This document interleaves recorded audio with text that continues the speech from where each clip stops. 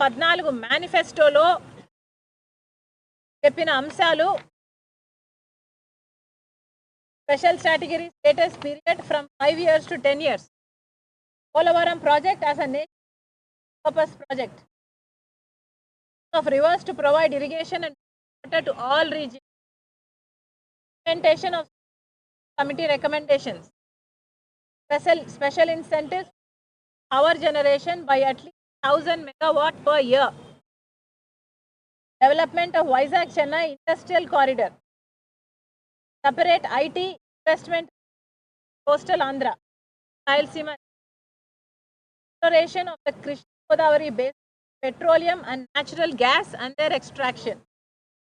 Development of Vizag, Vijayawada, Tirupati airports to international standards. Centralized administration, structuring district.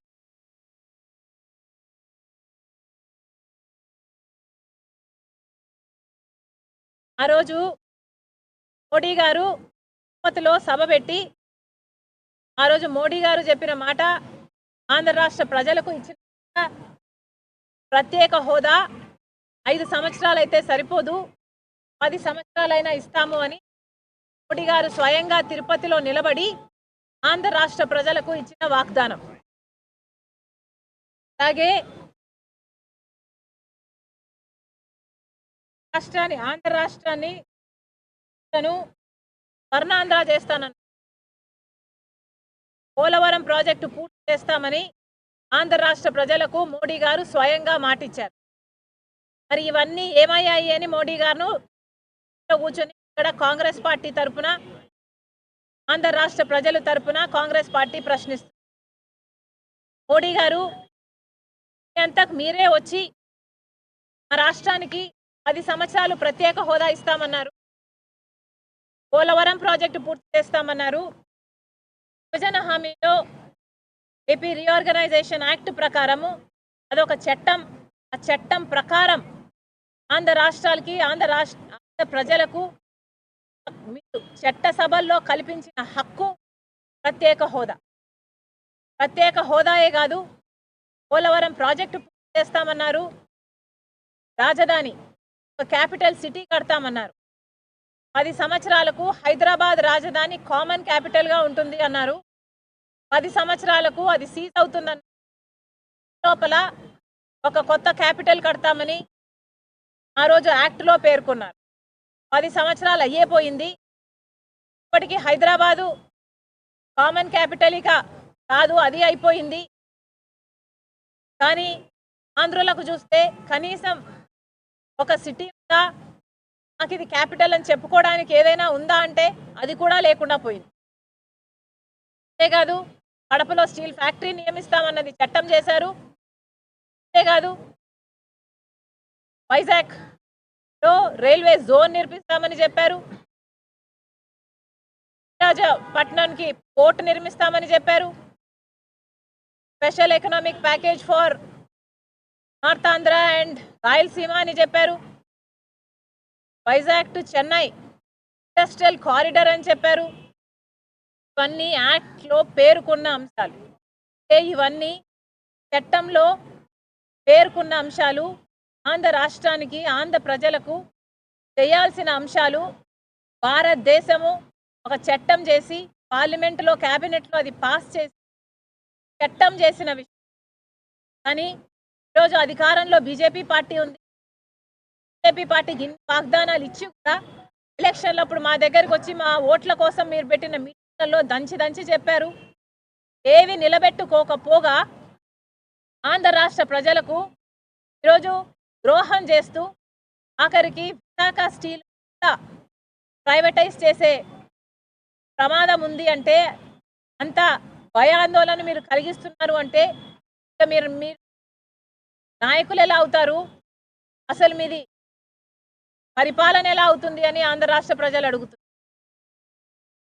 పెట్టుకోవాల్సిన విషయం ఏమిటంటే, ఆంధ్ర రాష్ట్ర ప్రజలు ఒక్క సీట్ కూడా బీజేపీ పార్టీకి ఇవ్వలేదు, ఒక ఎమ్మెల్యే కూడా బీజేపీ పార్టీకి ఇవ్వలేదు, ఒక ఎంపీ కూడా బీజేపీ పార్టీకి ఇవ్వలేదు. అయినా కూడా ఈరోజు బీజేపీ పార్టీ ఆంధ్ర రాష్ట్రంలో రాజ్యం ఏలుతుంది. ఎందుకంటే ఇంతకు ముందు ముఖ్యమంత్రి చంద్రబాబు గారైనా, ముఖ్యమంత్రి జగన్మోహన్ రెడ్డి గారైనా బీజేపీ పార్టీకి గులాంగిరి చేస్తున్నారు కాబట్టి ఆంధ్ర రాష్ట్రాన్ని మోడీకి బానిసలుగా చేసే ప్రయత్నం చేస్తున్నారు. 5 సంవత్సరాలు ఉన్న ముఖ్యమంత్రి చంద్రబాబు గారైనా, 5 సంవత్సరాలు ముఖ్యమంత్రిగా ఉన్న జగనన్న గారైనా ఆంధ్ర రాష్ట్ర ప్రజలకు మాట తప్పితే ద్రోహం చేసిన వారు అవునా కాదా ఆంధ్ర రాష్ట్ర ప్రజలకు మీరు చెప్పాల్సిన అవసరం. ఈరోజు బీజేపీ పార్టీ ఆంధ్ర రాష్ట్రాన్ని మరీ హీనంగా, కనీసం ఆంధ్ర రాష్ట్ర ప్రజలని మంచిగా కాదు పురుగుగా చూస్తున్నా అందరూ అంటే మొత్తం అంతమంది ఎంపీలు అంటే 25 ఎంపీలు ఉన్నారు ఆంధ్ర రాష్ట్రానికి. మొత్తం 25 ఎంపీలు మొత్తం అందరూ గులాంగిరి చేస్తున్నారు, బీజేపీకే బానిసలయ్యారు. ఎందుకు అని అడుగుతున్నాం. కొన్ని బీజేపీ పార్టీ మనకు ఏదైనా మేలు చేస్తుంటే బీజేపీ పార్టీకి గులాంగిరి చేసిన ఆంధ్ర రాష్ట్ర ప్రజలు ఏమీ అనుకునేవారు కాదు. కానీ మనకు పోలవరం అవసరం లేదా? మరి మనం పోలవరం ఇవ్వకపోయినా బానిసలుగా అయ్యారో మీరు ఆంధ్ర రాష్ట్ర ప్రజలకు సమాధానం చెప్పాలి. మనకు ఒక రాజధాని ఇవ్వకపోయినా మీరు ఎందుకు బీజేపీకి గులాంగిరి చేస్తున్నారో ఆంధ్ర రాష్ట్ర ప్రజలకు సమాధానం చెప్పాలి. ప్రత్యేక హోదా అన్నది మనకు లాంటిది అని ఈ నాయకులే చెప్పారు. ప్రత్యేక హోదా కోసం పెద్ద పెద్ద ఉద్యమాలు చేశారు, పెద్ద పెద్ద దీక్షలు చేశారు, పెద్ద పెద్ద మీటింగ్లు చెప్పారు, దంచి చెప్పారు ఒక్కొక్కరు. మరి ఇప్పుడు ఏమైంది అని అడుగుతున్నాం.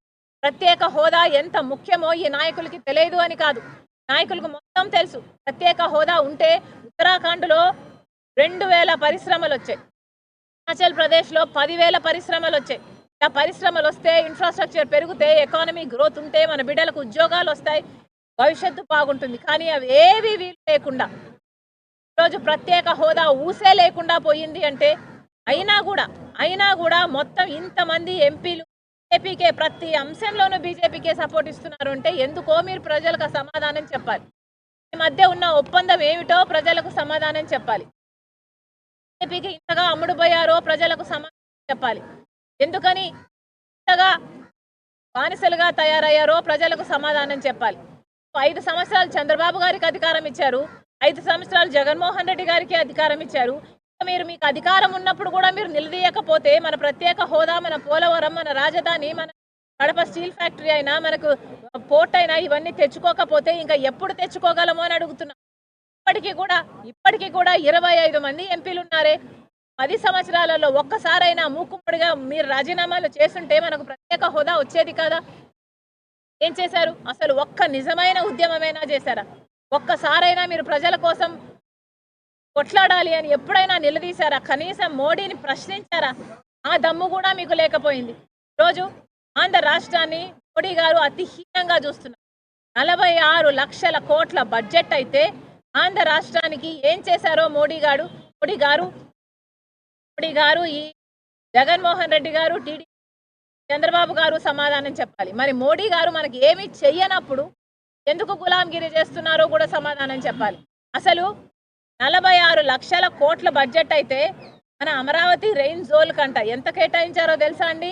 ఈరోజు పేపర్లో వచ్చింది, 1000 రూపాయలు ఇచ్చారట. 1000 రూపాయలు కేటాయించారంట. అంటే మనకు 25 ఉన్నారు, ఒక 6 మంది రాజ్యసభ ఎంపీలు ఉన్నారు, 31 మంది ఎంపీలు ఉంటే తలా 33 రూపాయలు తీసుకొచ్చారనమాట. ఇంతకంటే సిగ్గుమాలిన పని ఇంకేమైనా ఉందా? 33 ఎంపీలు జన్మ సార్థకమయ్యేది కదా మీరు ప్రత్యేక హోదా కోసం కొట్లాడుంటే. కనీసం ఒక్కసారైనా ప్రశ్నించారా? ఒక్కసారైనా మీరు కొట్లాడారా? ఒక్కసారైనా మీరు గొంతు విప్పారా? ప్రత్యేక హోదా ఎంత అవసరమో మీకు తెలిసి కూడా ప్రజల చేత మీరు ఓట్లేయించుకున్నారు అన్న ఇంగితం కూడా లేకుండా, కనీసం కృతజ్ఞతైనా లేకుండా స్వలాభం కోసము ప్రజలను తాకట్టు పెట్టారంటే ఇంకా మీరు నాయకులు అని ఎలా అనుకోవాలి? మళ్ళీ చెప్తున్నా, ప్రత్యేక హోదా ఆంధ్ర రాష్ట్రానికి చాలా అవసరం. కాంగ్రెస్ పార్టీ ప్రత్యేక హోదా కోసం మొదటి నుంచి కొట్లాడుతూనే కోటి పథకాలు సమకూర్చి ప్రత్యేక హోదా కోసం కాంగ్రెస్ పార్టీ ప్రతి సంవత్సరం బీజేపీ పార్టీ ప్రధానమంత్రికైనా, అటు హోంమంత్రికైనా, అటు ఫైనాన్స్ మినిస్టర్కైనా లెటర్లు ఇస్తూనే ఉన్నారు. ఎక్కడ వీలైతే ఎక్కడ చేతనైతే అక్కడ సభలు పెడుతూనే ఉన్నారు, ప్రత్యేక హోదా కోసం కొట్లాడుతూనే ఉన్నారు. అని ఆంధ్ర రాష్ట్రంలో కాంగ్రెస్ పార్టీకి బలం లేకపోవడం వల్ల ఈరోజు కాంగ్రెస్ పార్టీ ఒక ధర్నా చేసి చెప్పాల్సి వస్తుంది తప్ప సభల్లో చెప్పే ధైర్యం, సభల్లో చెప్పే అధికారం మాకు లేకపోయింది. కానీ ఈ రోజుటి వరకు కూడా స్టేట్ అసెంబ్లీకి అయినా కూడా, ఇక్కడ సెంట్రల్లో లోక్సభ అయినా కూడా స్టేట్ రిప్రజెంటేటివ్స్ అయ్యుండి, ఎమ్మెల్యేలు అయ్యుండి, ఎంపీలు అయ్యుండి ఎందుకు గొంతు విప్పడందేలో ఆంధ్ర రాష్ట్ర ప్రజలకు సమాధానం చెప్పాలి. అంతేకాదు రాహుల్ గాంధీ గారు మరి ముఖ్యంగా చెప్పడం జరిగింది, ఆంధ్ర రాష్ట్రానికి న్యాయం జరగాల్సిన అవసరం ఉంది. రాహుల్ గాంధీ గారు ప్రధానమంత్రి అయిన వెంటనే మొట్టమొదటి సంతకం ఆంధ్ర రాష్ట్రానికి ప్రత్యేక హోదా మీద పెడతానని మాటిచ్చారు. ఈరోజు ప్రత్యేక హోదా పట్ల ఎవరికైనా చిత్తశుద్ధి ఉంది అంటే అది ఒక కాంగ్రెస్ పార్టీకి మాత్రమే ఉంది అన్నది నిజం. మేము ప్రత్యేక హోదా కోసం కొట్లాడుతూనే ఉంటాము. ఈ ధర్నాతో ఆగేది కాదు. ఇది ప్రత్యేక హోదాయే కాదు, యాక్టులో సంబంధించిన అంశాలు, పోలవరం అయితేనేమి, కడప స్టీల్ ఫ్యాక్టరీ అయితేనేమి, పోర్ట్ అయితేనేమి, రాజధాని అయితేనేమి, ఇలాంటి ప్రతి ఒక్కటి మేము సాధించు వరకు కాంగ్రెస్ పార్టీ విశ్రమించదు. మేము కొట్లాడుతూనే ఉంటాం, ఎంతవరకైనా వెళ్తాం.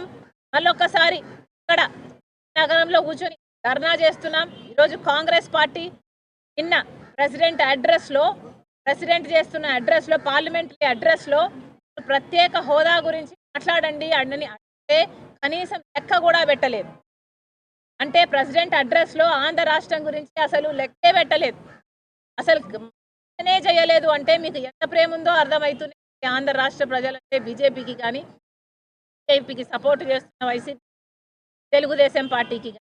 ఈరోజు మళ్ళీ Congress party adjournment motion move చేస్తుంది. సోమవారం అది వస్తే బాగుంటుంది. దాంట్లో స్పెషల్ స్టేటస్ గురించి డిస్కషన్ కోసం అడ్జర్న్మెంట్ మూవ్ చేసింది ఈరోజు కాంగ్రెస్ పార్టీ. దానికి కూడా అన్ని పార్టీలు మద్దతు ఇవ్వాలి. వైసీపీ, తెలుగుదేశం పార్టీ అయితే మూకుమ్మడిగా రాజీనామాలు చేయండి. ఇంతమంది ఎంపీలు ఉన్నారు ఇక్కడ, అంతమంది ఎమ్మెల్యేల మీ బలం ఉంది అక్కడ. మరి మీరు ఇంత ఉండి మీరు ప్రజలకు ఏం చేయకపోతే మీరు అసలు నాయకులు కాదు. మీకు అసలు ప్రజల పట్ల చిత్తశుద్ధి లేదనే